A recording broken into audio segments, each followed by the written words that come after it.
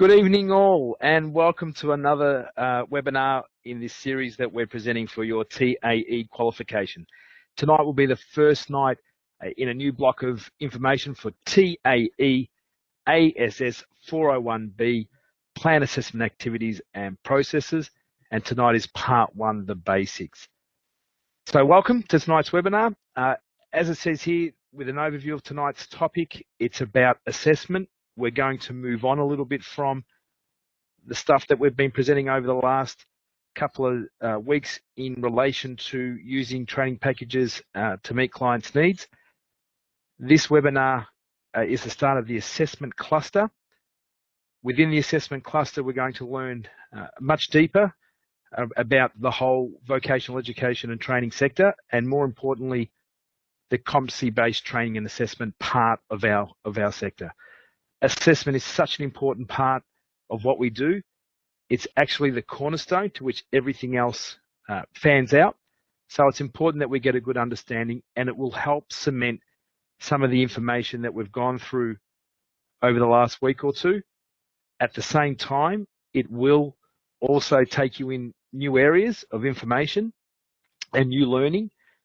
But the great thing is it'll all come back, because from over the last couple of weeks looking at how we have a client and we can grab a training package or a qualification or even down to a unit of competence to be able to deliver their training need, from today and tonight's subject, you're going to learn how, by using assessment, we can plan and organise how we're going to actually conduct the training.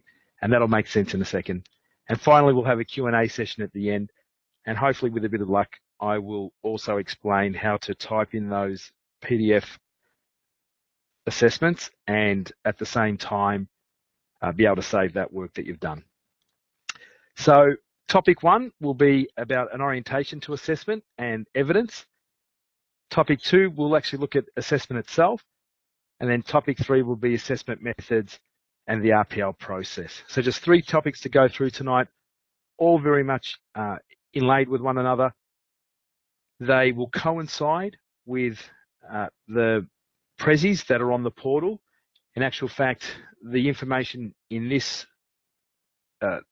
webinar tonight is very close in line with the prezzies that are already on the portal. There's two prezzies sitting there for you for this subject.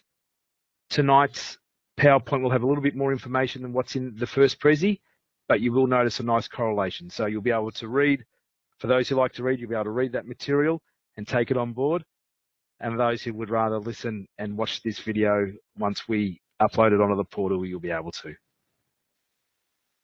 So chapter one is orientation to assessment and orientation to a concept. So before we start on this topic, I would like to explain a principle that underpins everything we do within this industry, and why we prefer starting with assessment and not training. And it's funny I should mention that, because if this TAE was not full of driving instructors that have already done 3 TAE units, then we probably wouldn't have started with the topic that we did. We deliberately started with use training packages to give all of you an equal understanding of CBT&A and of the vet sector. But normally, we would actually start a TAE course with assessment, which sounds funny because when we think about teaching and assessing and having people go through an educational process, assessing comes at the end of it. But in actual fact, from a trainer's point of view and from a practitioner's point of view, which all of you are becoming, in actual fact, assessment is first. And that's going to make sense in a second. So within the CBT&A industry, which is the competency-based training and assessment industry, also known as the vocational education and training industry, we as assessors and trainers always ask ourselves, what does the student need to learn? And that's so important. We actually ask ourselves, what does the student need to learn? So even when you think back to that last topic and how we will try to match a training package or a qualification or a unit of competence to someone's outcome, we ask ourselves, well, what does the person need to do in that job role? Or what do they need to do for that license? And what we're really asking ourselves is, what does the student need to learn? Because from that, we can then ask ourselves, or avoid asking ourselves, what do I need to teach? We need to ask ourselves always, what does a student need to learn, before we ask ourselves, what do I need to teach? And that's really important. And it should actually underpin for all of our trainers, and especially for our driver trainers, and for those who will end up training in other areas. That's what you need to ask yourself. It's a very important part of the process. By asking ourselves, what does a student need to learn, we actually reverse engineer their assessment and learning pathway. Because we have a clear understanding of what has to be achieved, we then use that as a roadmap. And if we do that, if we actually ask ourselves, what do they need to learn, so we can reverse engineer their assessment into their learning pathway, we're actually far more likely to design a course and assessments that will be successful in their outcomes. And it sounds a bit foreign, but if you think about it, unless we know the clear goal of what a student needs to achieve as being a part of that learning, as taking part in that learning process, then how on earth can we work out what we're going to teach? We just can't teach blindly or have some sort of, one roadmap in place with how we would teach someone, and then finally hope that that gets to the end goal. We actually need to know, as course designers and assessment writers and training material writers, we need to know the end goal. We need to know what they need to learn, so then we can drag that back to working out what we need to teach. And it's so important. And it's a part of those who hear me go on about the coaching model and all that with driver training and general teaching and teaching within our sector, the vocational education and training sector. It's actually a very important part of that whole thing about being a coach and not just an instructor. And that's in any field of training, let alone driver training or any other sector. So it is important that you keep the key principle in mind and that you learn the important facets of planning, organising, and ultimately conducting assessments. The benefit for you will be that you can leave this course confident in your ability to assess others and make reliable, consistent assessment decisions based upon your ability to successfully plan and organise the relevant processes. And that's so important. It's such an underpinning concept that you as an assessor, you as someone who is going to sign off and give people nationally recognised qualifications that they can go off and move into industry and become experts and all that sort of stuff, that your ability to assess those on a reliable and consistent basis, so whether they get you on a Monday morning or a Friday afternoon, their ability to pass or fail is exactly the same. And that's so important because our whole educational system is based upon those pillars. Because at the end of the day, despite all the courses and how they're written and all the material that we have, at the end of the day, quite often the judgment on whether they pass or fail or become qualified or not qualified is going to come down to your decision making and your ability to put these processes in place and follow them correctly. And I assure you, it is a very rewarding feeling. Ensuring an assessment is well planned and organised, as it says here, can be very rewarding and provide benefits to everyone involved in the assessment. Your learners, your clients, when they are a part of a well-organised assessment process, it goes so smooth and it feels so good for everyone involved. You see that they are incredibly proud of their achievements, and you as an assessor and trainer who has designed an assessment that actually does its job makes you feel really good about yourself. It's a wonderful feeling. It's one of those little endorphin rushes that we get, or adrenaline rushes we get as a trainer. And I know it sounds nerdy, but when you administer a really good assessment that you've designed and you see someone use that assessment tool and prove to the world that they should be qualified, it's a great feeling, I assure you. And you're changing someone's life.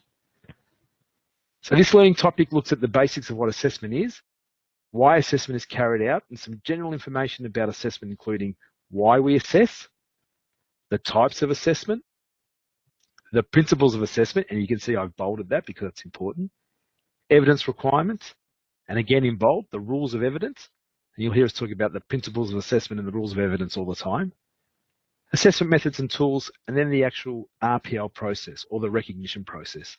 So that's what we're going to look at tonight across the basics of assessment. Chapter 2, assessment. So what is assessment? Assessment means the process of collecting evidence and making judgments about whether competency has been achieved to confirm that an individual can perform to the standard expected in the workplace as expressed in the relevant endorsed industry and enterprise competency standards or the learning outcomes of an accredited course. And as it says there in red, as lifted from some government documents. So that is a complete cut and paste from one of the government websites trying to explain what assessment is. There's some familiar words there for you in regards to competency standards and accredited courses and all that. You know that stuff now. But what you really just need to remember is this, because here is the plain English version. Assessment is about identifying competence. Competence means having the skill and knowledge to correctly carry out a task, skill, or function. So assessment is about identifying competence, and competence means having the skill and knowledge to correctly carry out a task, skill, or function. And assessment is about collecting evidence and making judgments on whether or not competence has been achieved. Now, I know not all of us are driver trainers within this forum, but I'll use this driver training analogy because everyone, though, has gone through this process, and that was our driving test. So one of the problems we have with the driving test is sometimes we say, well, how can someone in a one-off environment actually show all the skills and knowledge required to actually drive safely? And how can maybe a VicRoads tester who's not TAE qualified be able to maybe have enough opportunity to collect enough evidence to make that judgment of whether someone or not is competent to drive?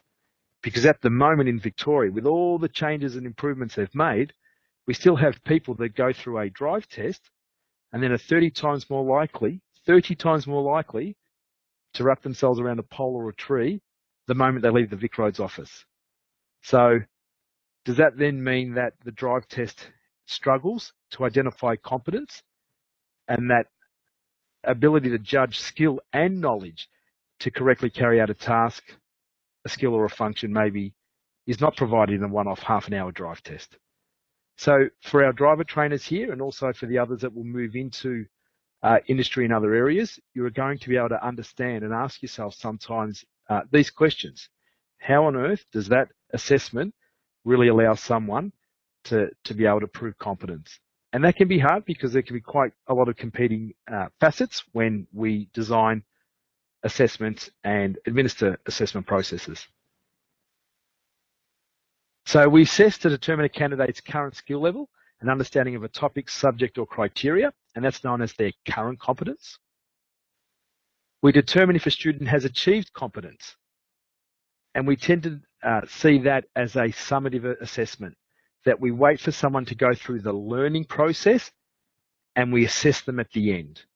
It's very common in this course, in the driver trainers course, in a lot of courses, that you'll do a whole lot of learning and then you'll do an assessment at the end to see that you've achieved competence, that you've done all the learning, you've done all the practice, and now you're good to go. That's a summative assessment. Sometimes we'll use assessment to determine a student's progress towards competence. So we actually assess people as they travel through the learning pathway. So as they go along, they do little projects or little tests or whatever the case may be. And those little projects and tests don't allow us to award them a full qualification, but it's all put together along the journey to by the time they reach the end, we can say, yep, they're competent, they're ready to go. And we know that as formative assessment because as they go through the learning program, they're producing evidence via the assessments, forming this picture of that they're competent. And then finally, we can use assessment to determine training gaps in a workplace or a workforce. That can be a very informal process. That's known as a diagnostic assessment. And sometimes before a course, so as you start in the job or whatever the case may be, you may need to do some sort of assessment at the start to work out whether, to work out your level of knowledge. And for the driver trainers that are in this forum, it's as simple as when that person hops in the car for the first time and you say, hey, welcome to my driving school. I'm Cameron. Just before we make a start, let me know, just tell me a little bit about your driving experience. Have you driven with mum and dad before? How much driving have you done? Have you got your logbook? Have you been with a driving instructor before? All those sorts of things. In actual fact, is actually carrying out a diagnostic assessment. You're working out where that person is compared to where they need to be, which is what they need to learn, and you're working out what's the gap between those two. And it's actually known as the training gap.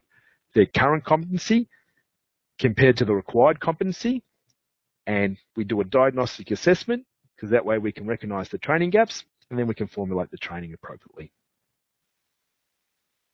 The other reason we can assess is to measure work performance. So quite often in workplaces, people have assessment processes to see where they're at, also in courses very often. Licensing or regulatory requirements, say nothing more than the drive test, kind of explains it all. To classify an employee's position or title, and especially in the establishment of pay rates or levels of importance, or not importance, but responsibility within a job role. Quite often assessment processes are in place for that. And the certifying competence towards a qualification issuing of certificates, which is obviously what we're all about, starting from the subject over the last couple of weeks. So we have all these reasons why we assess. They can happen for a training situation all the way through to already occurring within the workplace. So the next question is, what is evidence? Because you keep on hearing me talk about assessment and evidence. And the two go hand in hand with one another. Evidence is what an assessor uses to determine competence. Evidence is produced by the candidate, the student, and it will be observable and measurable. It will be benchmarked against a standard or criteria. It is the material collected by you, the assessor, that in turn allows you to mark and make up your mind if someone has passed or failed. So obviously, using the drive test scenario, someone heads out from a Vic Roads office, they're asked to turn left and right, they're asked to change lanes and reverse park or maybe do a three-point turn, and their ability to do all those things is actually them producing evidence against a set criteria. The driving license is an endorsed standard. It's not a national qualification with a unit of competence, but it's a nationally recognised standard and a license is issued. But as they drive down the road and check the mirrors and and indicate correctly and stop at their stop signs and give way at roundabouts, all of those things that person is doing is actually creating evidence or producing evidence. And that allows the Vic Roads assessor in the back seat, the Vic Roads tester in the back seat, to observe that evidence, mark it against a set criteria, the drive test, and that way they get to determine whether the person has passed or failed. And in relation to an observation assessment like the Vic Roads drive test is, they head out on the road, as we know, there might be 60, 70, 80 points that they'll get measured against. And if the learner driver does that often enough, if they produce enough evidence, 80% of the evidence requirements, they get a pass. There are many different types of evidence. The type of evidence collected by you can vary and include direct observation of actual works or tasks. So again, the drive test, them actually driving along. Direct observation of simulated tasks. So sometimes we run courses and run programs where we can't get the people to actually do the actual required task in a real world situation, so we simulate it.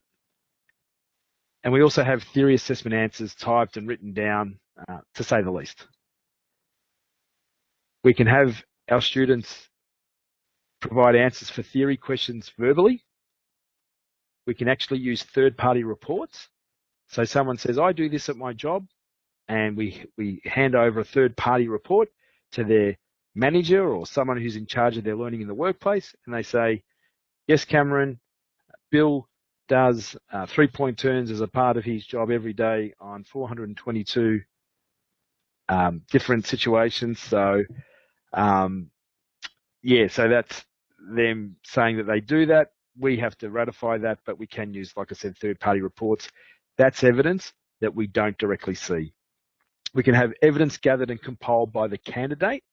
So we ask them to go through that process of gathering and compiling their own evidence. Quite often that can happen within an RPL process, and then they submit that. And then we can look at current and historical work history. So we can go out and visit someone in their workplace, watch them do the job, or get their resume, see what they have listed down as past work. We can ring those people and verify, hey, did that person really do that? Or didn't they do that? Or explain their job role to me. And all that is evidence that works towards us being able to understand that that person's competent, or deem that that person is competent and sign them off as passed in that subject. Rules of evidence. So the rules of evidence are one part of two keystone criteria that we continually rely on when designing assessments and when determining a candidate's competence. It's really important that you get your head around this. The rules of evidence.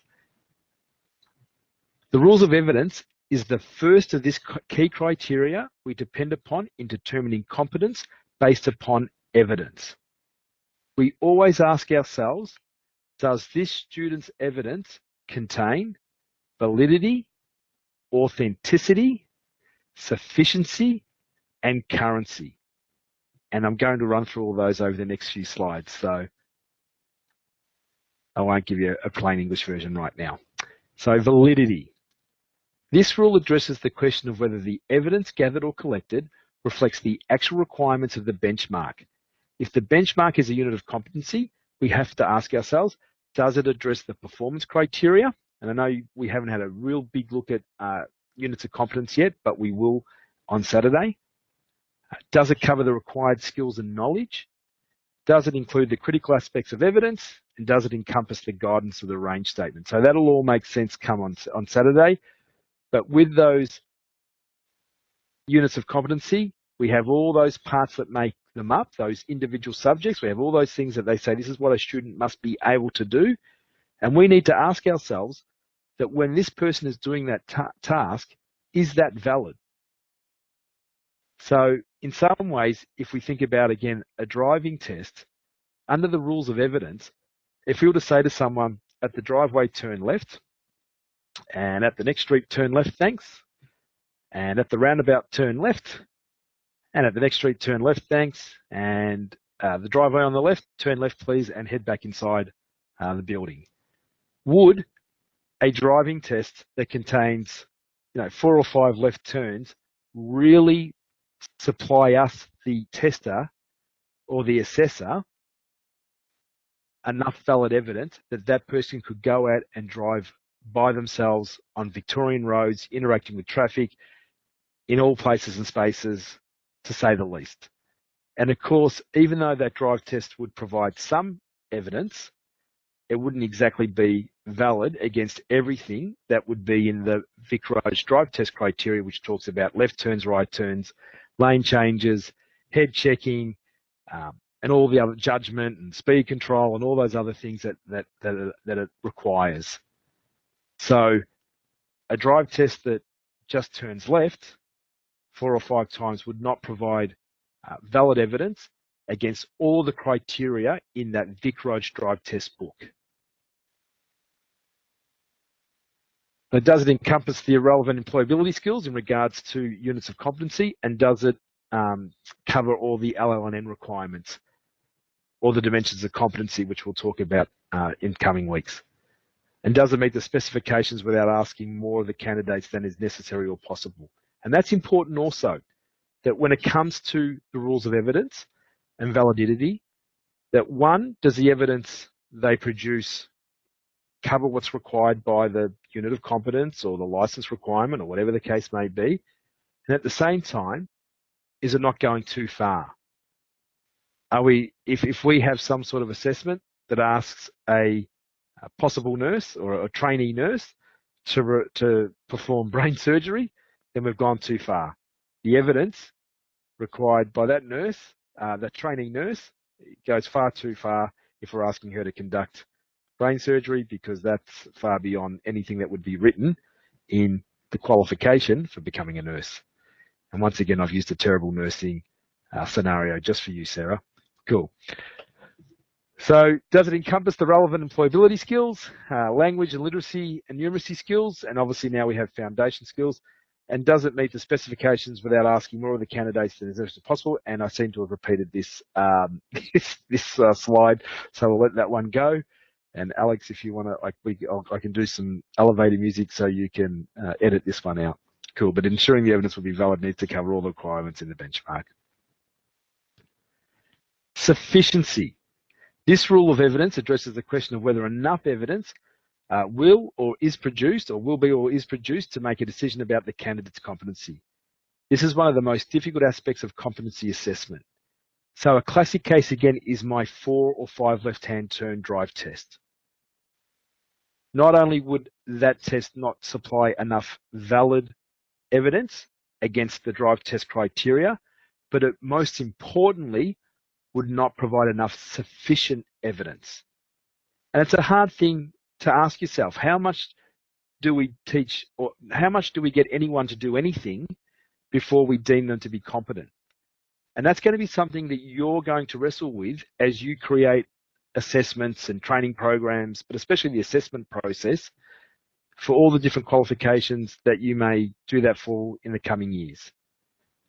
Sometimes that information is packaged up and it's quite clear and it'll help you along the way. But quite often you need to ask yourself, is someone doing something once enough for me to say that they're good at it? And again, if we go back to the drive test, not just my 4-turn left-turn drive test or 5-turn left-turn drive test, but even the VicRoads drive test itself. Does a one-off 30-minute drive test truly supply enough sufficient evidence under the rules of evidence for someone that's about to be able to drive by themselves, even under a graduated licensing system? Does that provide enough evidence for someone to do that safely and correctly as per the rules of evidence? And again, when we think that young drivers are 30 times more likely to crash the moment they get their license, then we probably have a real issue with sufficiency in regards to the evidence requirements. So how do you know the evidence is enough to establish competence? For this rule to be met, the evidence needs to include a combination of different forms which show competency over a period of time and in different situations. Sufficiency is best addressed by planning for and then using a combination of different assessment methods. Sometimes a competency benchmark will provide advice on sufficiency. So for all of us who did our Cert 4 car driving instructor test, one of the things you all saw the moment you opened up any of our assessments, generally speaking, we had at least 2 to 3 assessment tasks. So we'd ask you to answer some questions, we'd ask you to create some material, we maybe even ask you to participate in a simulated or real world task or practical activity. So we actually deliberately use lots of different evidence gathering methods to be able to allow you to supply enough evidence under the rules of sufficiency. Because just to give you one type of test for all those different things we had to learn on the driving instructor qualification would not have provided for us enough sufficient evidence that in an audit they could say, yep, that's fine, these guys deserve to be qualified driving instructors, or these guys deserve to be qualified TAE trainers, because you have met the rules or have not met the rules of sufficiency. And again, this will all make sense as we go down the path, but I think it's pretty straightforward. A test that lasts 5 minutes for something complex does not allow enough sufficient evidence for an assessor to deem that to be competent. And that's always a challenge because, as we all know, when we're in a learning environment, we want to kind of get the evidence bit over and done with, the testing over and done with very quickly. And we don't want to do a whole lot of repeated activity, but sometimes just due to the complexity of the nature of whatever we're learning and being assessed upon, we need to. The next rule is currency. This rule of evidence addresses the question of how recent is the evidence and does it enable the assessor to confirm the current competence of the candidate. This is not an issue when assessment is being carried out in the training and assessment pathway, but it's particularly important when assessing for the purpose of RPL, Recognised Prior Learning, which we'll talk about in quite a bit of detail a little bit later on. But where currency can be a problem is when people say, hey, I used to do this and I want RPL. There's a whole set of rules about currency, and sometimes for some areas and some industries, you can be out of date within 6 months. It can be that quick. You think of the technology sector, especially in computing or even the telecommunications industry or audiovisual industry, 12 months can be a long time in technology.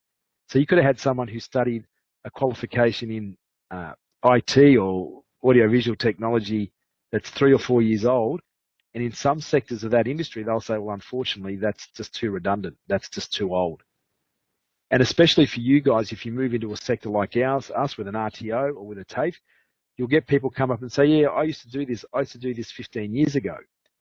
And maybe the job hasn't changed too much over time, but by the rules of currency, normally anything 3 to 5 years old, especially 5 years old, it's no longer current. They feel like that in Australia, most industries, most job roles, most educational pathways change significantly over a 5-year period, and you'll need to do retraining. Evidence supplied by applicants for RPL may be a combination of historical and recent evidence to show a total picture of current competence.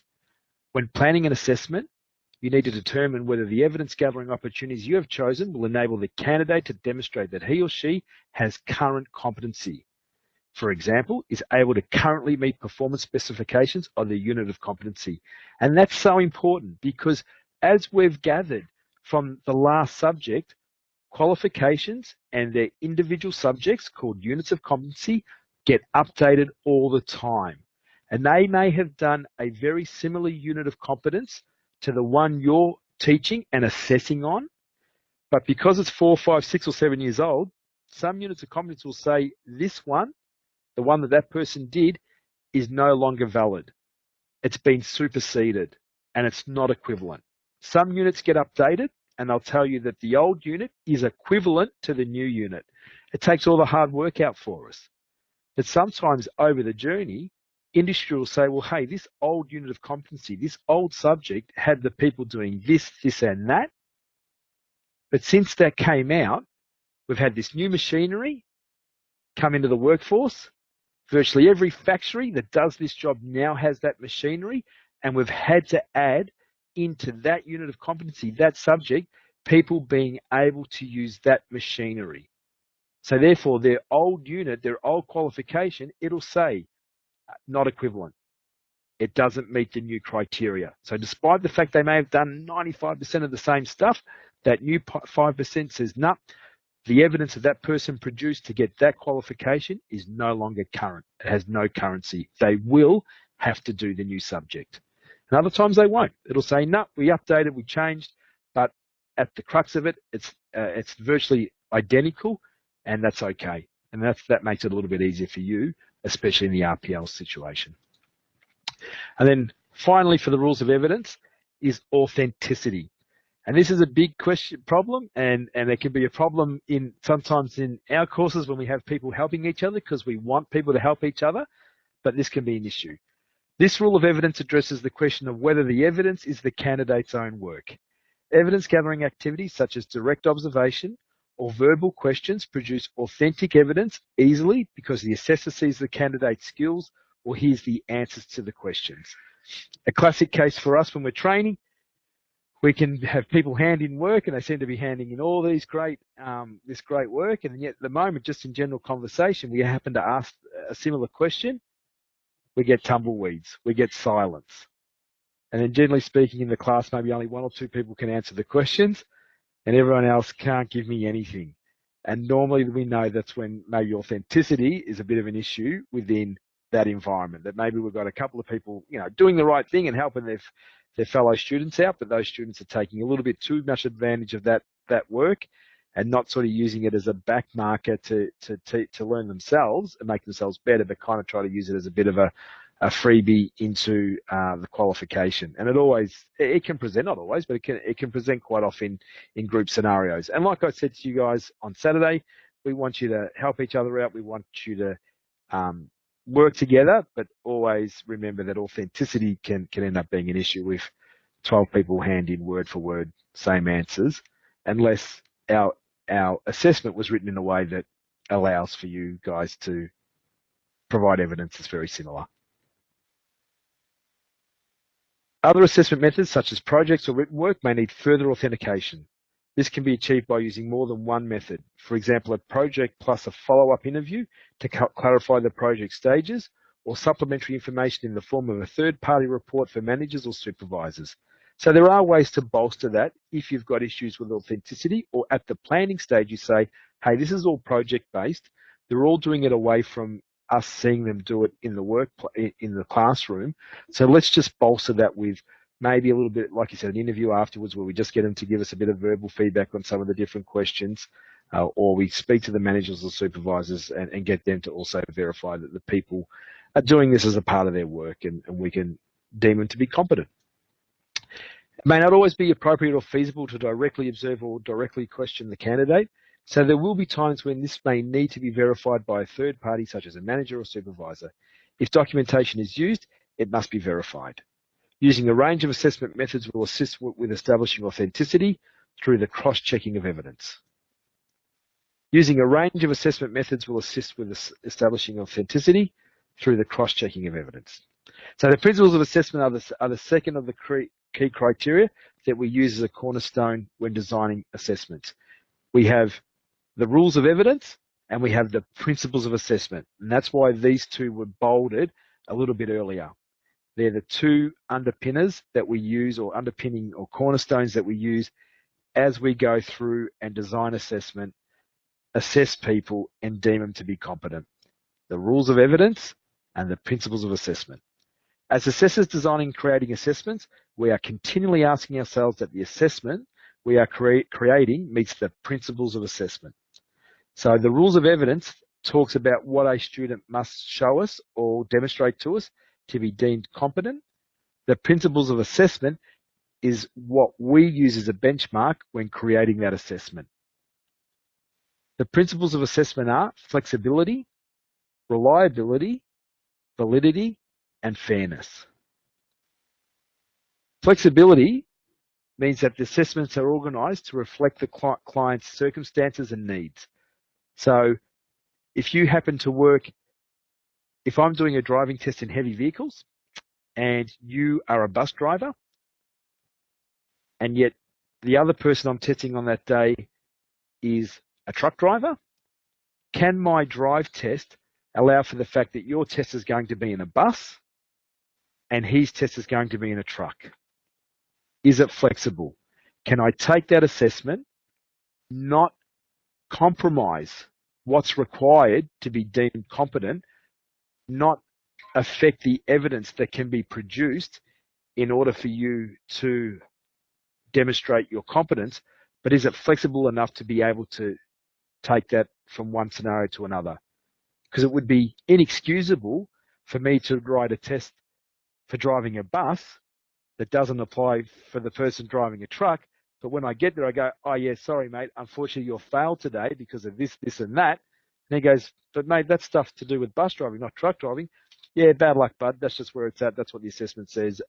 You didn't fit the criteria. Bad luck, you failed. So that's not a flexible assessment. Reliability is super important. And that means that other assessors would make the same decision. So using the assessment, so you can imagine you work for a training company, you've created an assessment, and whether you use it or someone else uses it, it doesn't matter. It will produce the same results. Whether I test you or Alex tests you or Vera tests you or one of our other staff members, doesn't matter who assesses you, you will still pass or fail because the assessment gets you to produce reliable evidence. Validity, the evidence gathered, will meet the evidence requirements as specified in the relevant unit of competency. Virtually the same underpinning principle as validity in the rules of evidence, in that does this assessment provide enough, is it an assessment that produces enough valid evidence to be able to deem someone as competent? measured against the unit of competence or the licensing criteria, whatever the case may be. And then finally, fairness. The process is open and transparent and takes into account relevant characteristics and needs of the candidate. So that classic case of, yep, if you're a bloke doing this test at 11:30 on a Tuesday morning, you have every chance of passing. However, if you're a bloke or a female doing it on a Friday afternoon, there's no chance of you passing because the test is marked in a way, or it's been written in a way that, or the assessment's been written in a way that doesn't apply.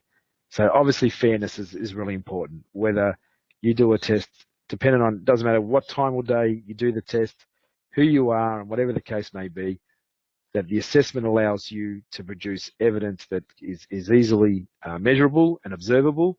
So at any time, at any stage that you undertake that assessment, you'll be deemed competent or not competent regardless of what you do, and not because of the assessment or the assessment process itself. Contextualization.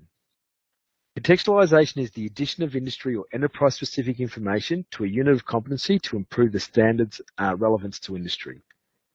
By contextualizing a unit of competency, we create learning and assessment opportunities that are more relevant to our learner. This then links the unit of competency to the client's needs using language that they understand. So what contextualization is it's in some ways being able to do a little bit of modification to a unit of competence or to an assessment so it fits better to that person's or that industry or that client's needs. It's a little bit to do from when we looked at the other subject, we looked at how we can get a unit of competency or a qualification that we kind of mold to the client's need, and then we have the assessment process. But the important thing to understand is that we can't contextualize a unit to the point that it actually affects the relevance of the evidence. So we can modify things a little bit, but the moment it actually waters down and weakens what's required, it no longer provides valid, reliable, sufficient evidence. So we can change things and contextualize things to make it fit better for an industry or a person's need, but it can't come at the expense of the rules of evidence or the principles of assessment.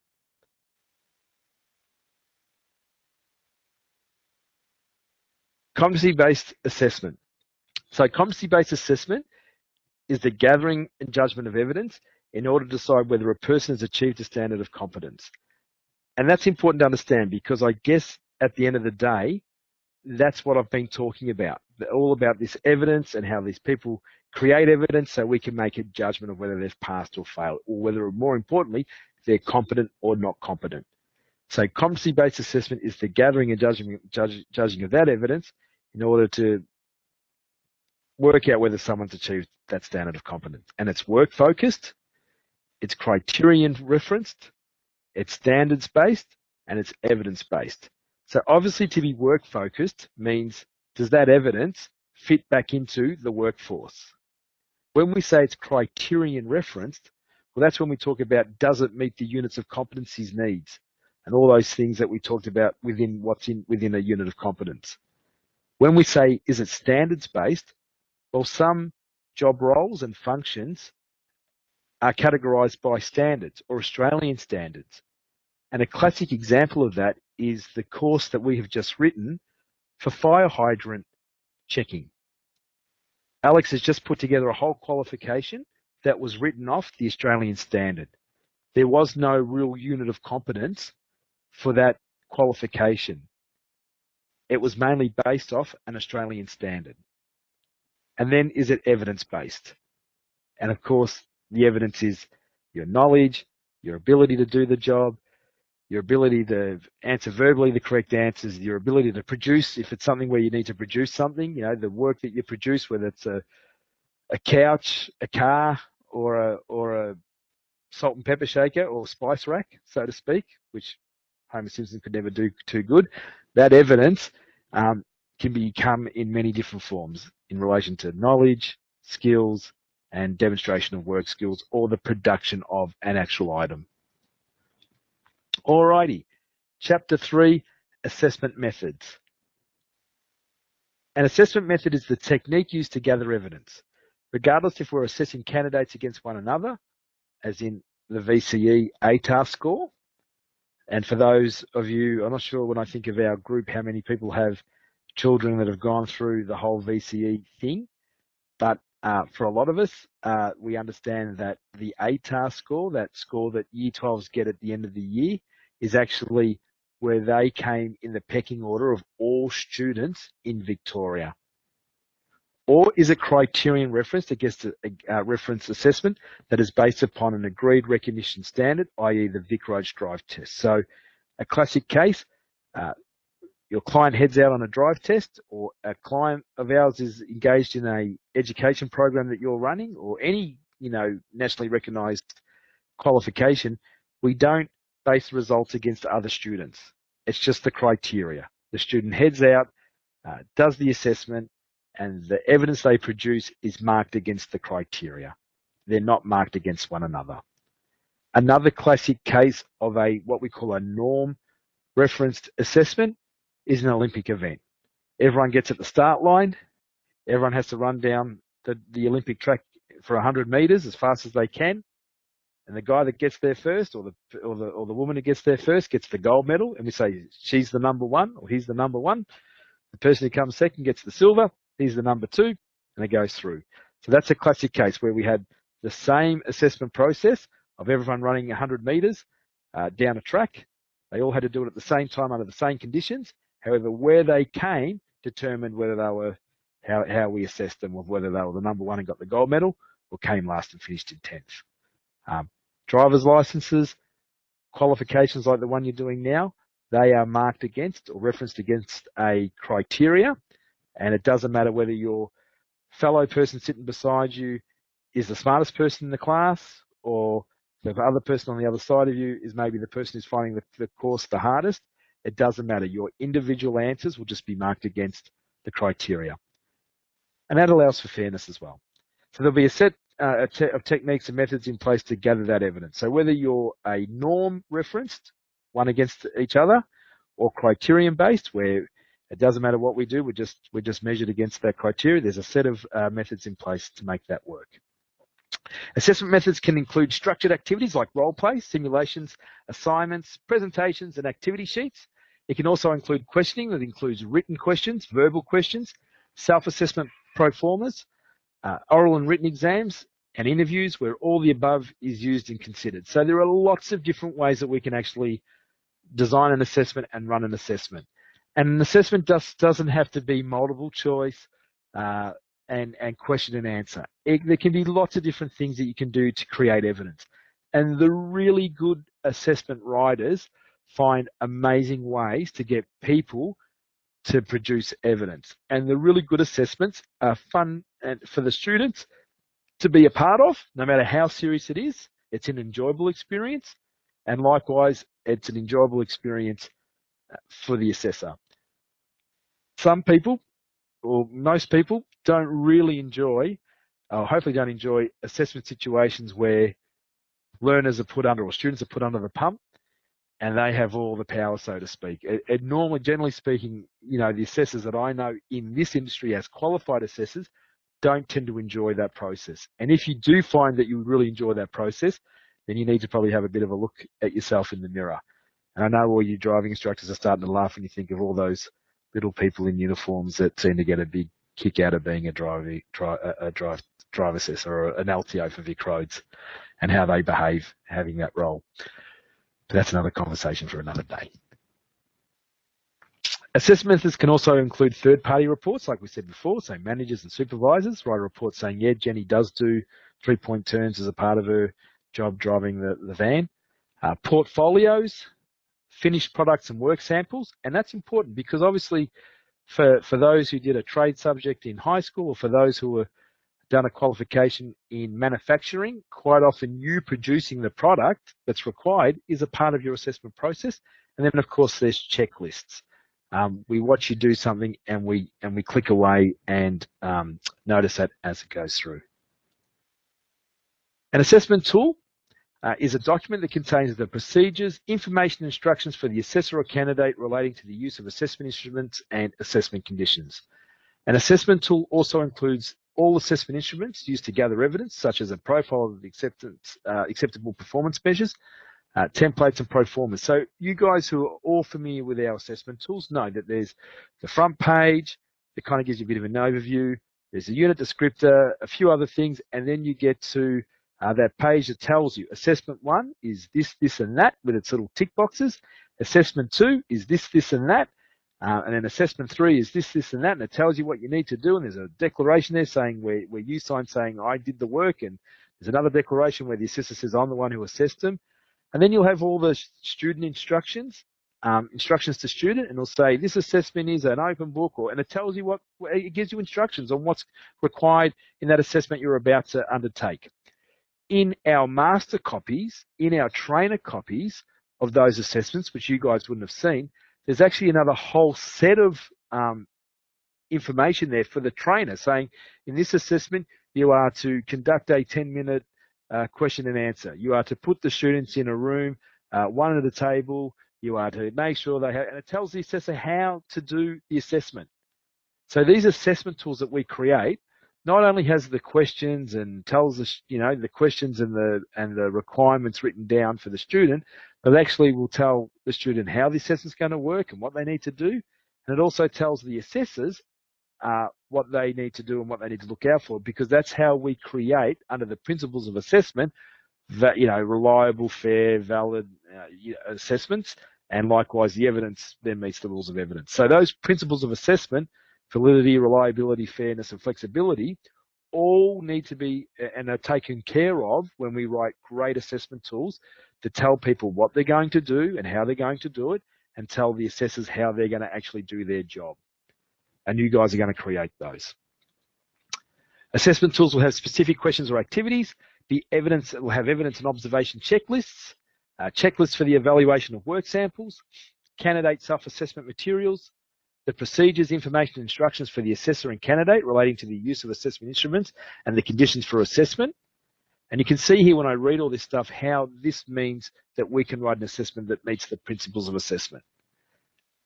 Alrighty, we're almost up to our last topic, guys, and we're almost done actually. Recognition of prior learning, or as it says up the top there, what is RPL?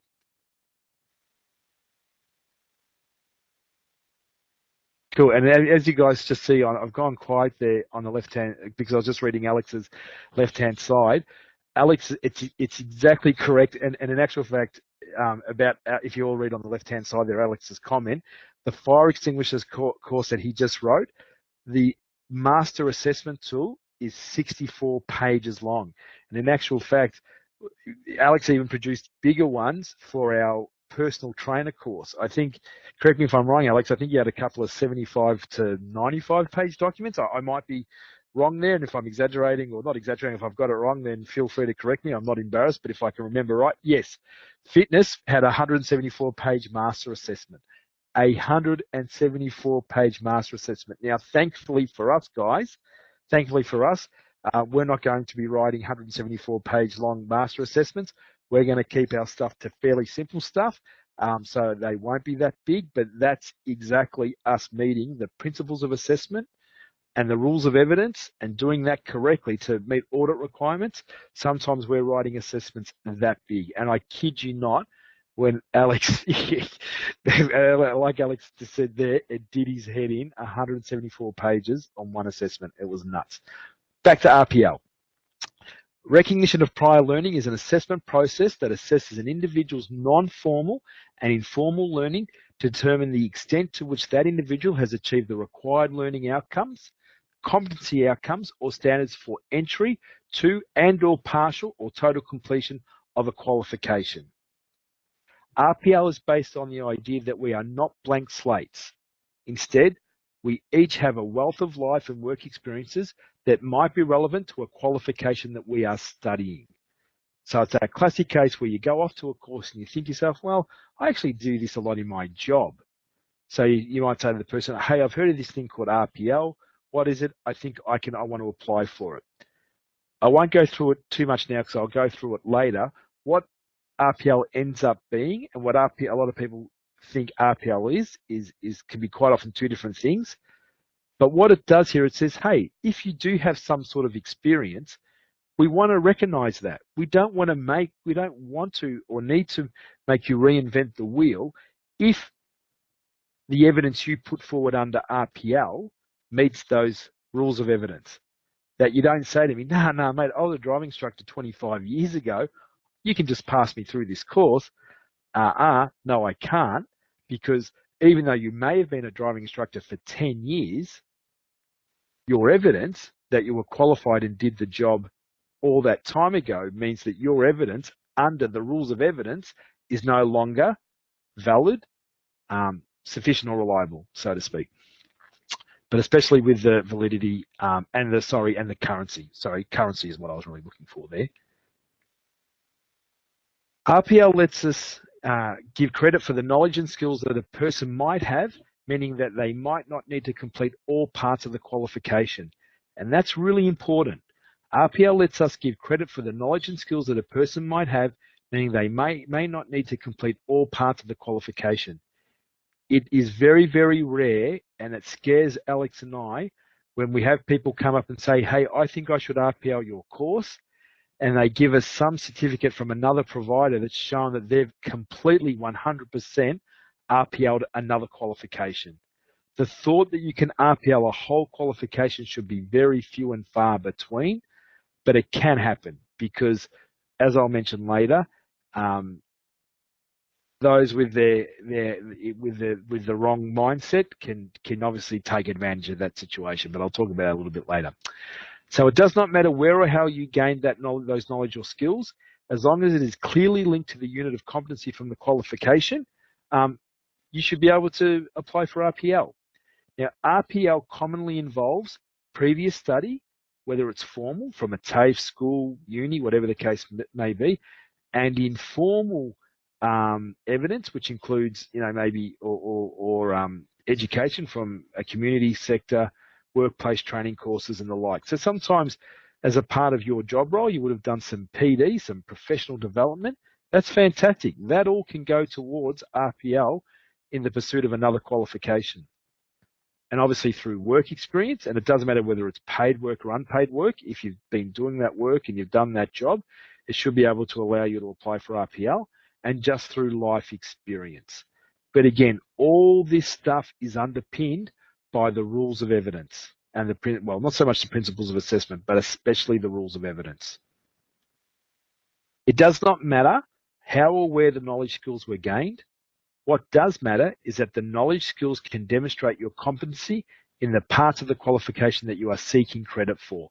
So whatever you're putting your hand up for and saying, hey, I don't need to do this class because I've been doing that job for years, as long as what you put forward covers that, you're going to be fine. You're in the right wheelhouse. So what is RPL? Continuing on, it is important to remember that what RPL is and what function it can play has changed over time. The problem for you as a trainer is that quite often the enrolling public will not understand the changes.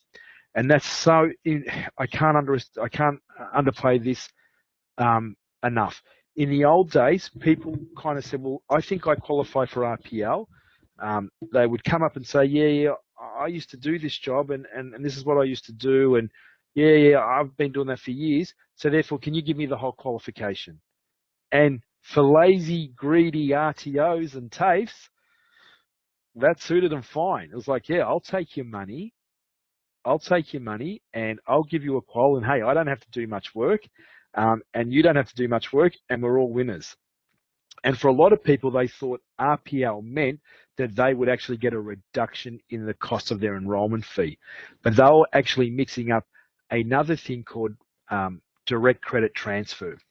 When you study a qualification that has the exact same unit or equivalent, or especially the exact same unit as one of the subjects or units of competence in your new qualification, then that can lead to a discount, because in that situation, the RTO does not have to do any work.